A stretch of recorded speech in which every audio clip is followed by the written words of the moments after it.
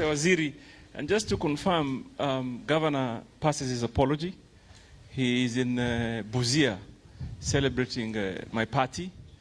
ODM today is 20 years old, so tumeenda kusherekea huko, but he's here with us in spirit.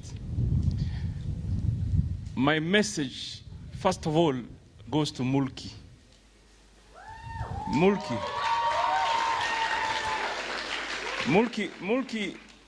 let me tell you, compared to ourselves, and maybe even Kabogo, he may tell a story.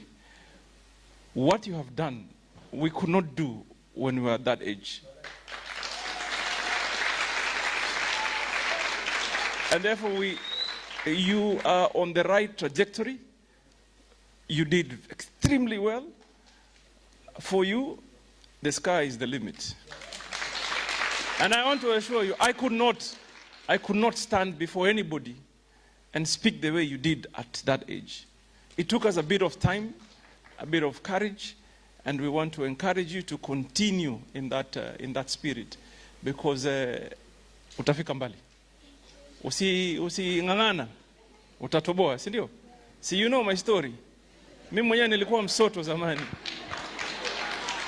And I always take pride of my story, because some people fail to understand that sometimes historical struggles are real.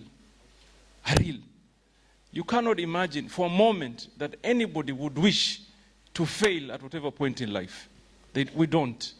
Ni ile tu msoto ya kidunia ambayo ni ya kikweli. Here, some people have parents that struggle to give them food. Some struggle to pay for school fees.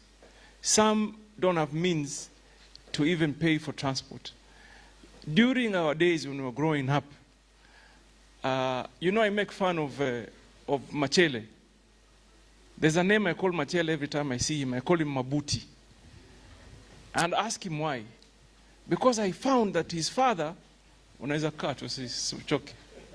Babake, Marem Machele, I thought he was a wise man. Kama sisi wazazi wetu. Kwa sababu struggles zilikuwa real.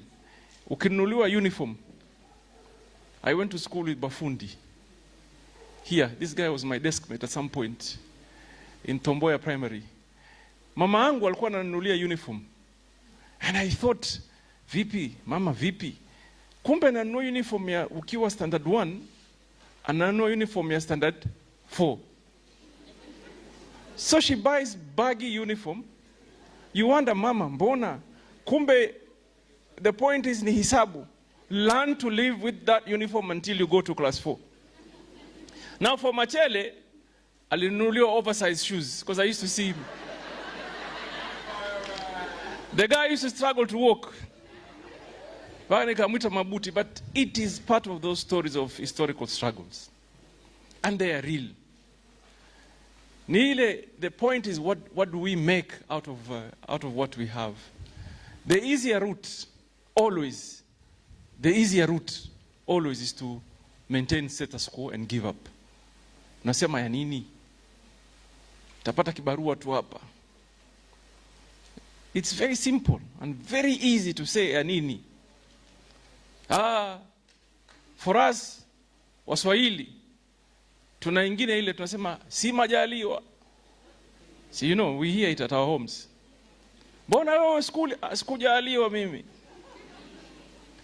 And therefore, what do? You maintain where you are. And also, to critique or criticize is very, very easy.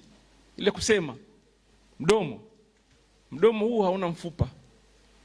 Na kuongea ni rahisi sana. Particularly to criticize. But how constructive that may be, mnafaa mjiulize. We need to ask ourselves that question. Whatever we do today, because today, Friday, the 28th of February.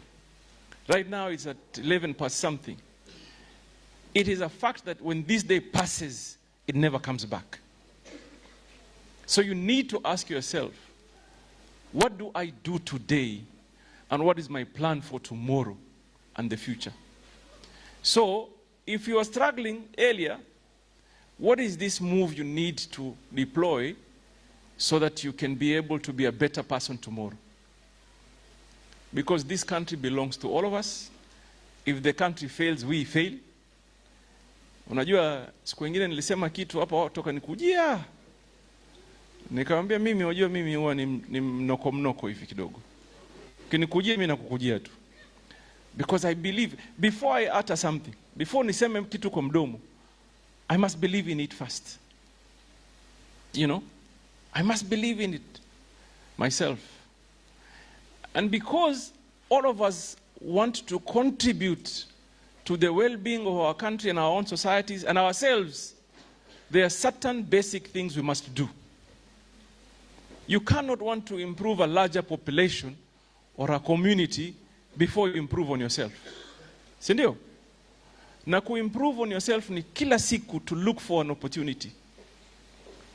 To look, mimi I don't know whether to say I failed in school, but I did. I did not make it. My results did not qualify me to progress immediately. And for those that haven't heard my story, I want to tell you it was hard. For those that I went to school with, and they know me. Even my own principal at secondary school, Serani here, Mohamed Ali, allowed me the opportunity to leave the school early. Because nilimwambia mimi boss, mimi nitatoka tu. Nitatoka tu, I will leave. And not because I'd wanted to, because I needed to go do a job. And if I did not do that job, I would not have paid for my school fees. But mama yangu na mzazi wangu na ndugu zangu wanachanga. And I had to contribute. So sahi mtu anaweza kuona ni kitu rahisi. But at that point, all I wanted in life, the greatest achievement was to first of all nipite hiyo. Nitoboe paka form 4. Alafu uko mbele nitajipanga. And I did exactly that. Tukangangana. Mungu akanisaidia. The first moment I had the opportunity to progress, I did it. Na mimi naambaga wakina Kabogo hawa. One of the things that I support the journey for unity, because I have ambitions to be president one day. I do. If I told Bafundi when we were sitting in school, angenicheka. Angesema nini president? But now, because of the path I chose, now even if I say it, he believes it. Sababu nilikuwa naye Tomboya, tukitoka mguu, tukienda pale Central Girls, kuangalia mademu. Na tukismile tu kule ukijaribu kutongoza, alafu pelekewe story nyumbani, kichapo, si cha kawaida. So na smile sasa, hi. Tukatoka hapo, tukasonga. Some of my peers, when I told them I'm going to run for office, at that time was Kisauni MP, alisema tafadhali bana tushimiane. Bunge, nikamwambia ngojeni. I became a member of parliament. Before I knew it, nikawa the first governor of the county of Mombasa. Wakati mimi ni mbunge, Bafundi alikuwa councillor. Nikatoboa as the first governor of Mombasa County. And because I made a decision, mimi nilifanya uamuzi kwamba maisha nitapeleka namna hii, and I'll be focused. So wengine ambao wanakaa nje ni rahisi kuongea sana. You can speak so many things about Mahmoud. You can say anything because it's the easier route. It's the simplest. What does it cost you? Kukaa hapo useme mulki amfeli tu. That's very easy. Wewe ambaye umekaa huko. But you come and take Mulki's place, utaanguka, utashangaa. Utakojoa hapo wengine. Yeah. Abedi nyamazeni kidogo. Sawa. Babli nyamaza. Mkutano wenu baadaye, sasa ni hapa. Najua mimi ile Mungu akuweke baadaye tutazungumza nao baadaye. Lakini kwa sasa Kwa sasa, I just wanted to tell you, imagine having 10 mentors. So we have one here. Imagine having 10 ambayo wamejitolea wakashikilia 10 other places doing what Swahili Pot is doing. Can you imagine how the narrative will change? You know? And tulikuwa tunaongea na Kabogo jana, ama sijui ni leo. Yesterday I went to Ndau because for the first time Ndau is going to get off-grid electricity. They've never had 62 years or 63 years after independence, they've never had electricity. It is for the first time they're going to have. I got excited and I went. And because I was looking at how I can support the blue economy space, you know, and we've decided with the president we're going to build a landing site there for the fisher folk. But nyinyi hapa Mombasa, muko na everything that is needed, and we take life for granted sometimes. Unajua hii Kenya iko na shida moja, na najua nikisema hii wengine watanikujia. We how many? What's our population? 50? 55?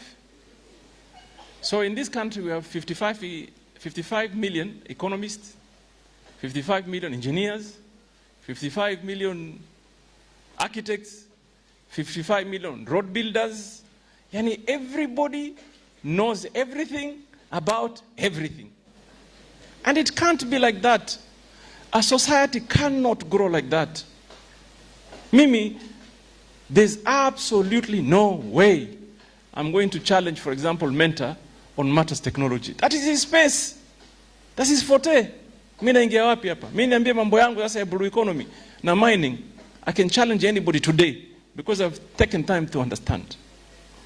So I want to persuade you that the decisions you make today, ule uamuzi wa maisha unaofanya leo, can have a very long-term impact and effect. So we have to be cautious and extremely careful. Tumeelewana? Na we avoid taking the shortcut and the comfortable positions. You know, even in leadership, mimi naweza ingia wizara, and I find that people are doing certain things in a specific or certain way. I can make a choice whether to disrupt and create a difference and change the ways, or play along and get too comfortable. When the office you sign karatasi and you go home. You'll only be remembered that at some point ulikuwa wewe governor ama waziri. But when you make those hard decisions, those very hard decisions is what you'll be remembered for. Tukubaliane paka hapo.